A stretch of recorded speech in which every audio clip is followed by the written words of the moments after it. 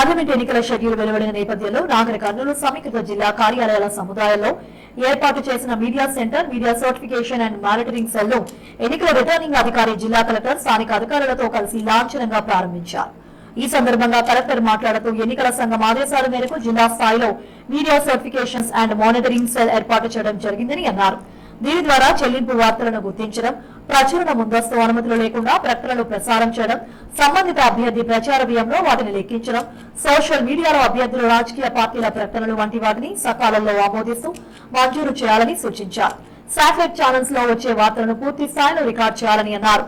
Media కోసం అందుబాటులో ఉన్న సదుపాయాలను, ఎంసీఎంసీ పనితీరుకు సంబంధించిన ఏర్పాట్లను పరిశీలించారు.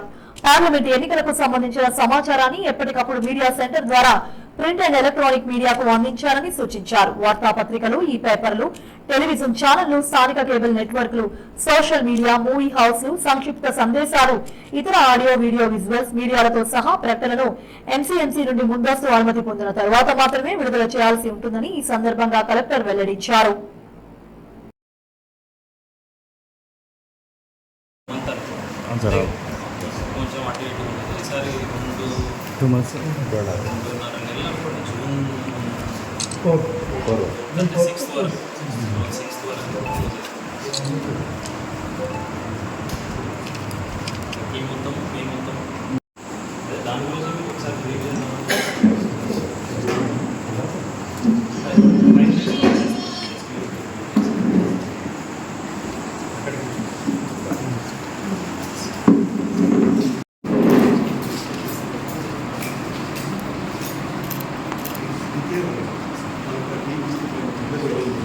ఉన్నాయి సార్, చెప్పండి. మీరుండండి మీ ఆఫీస్లో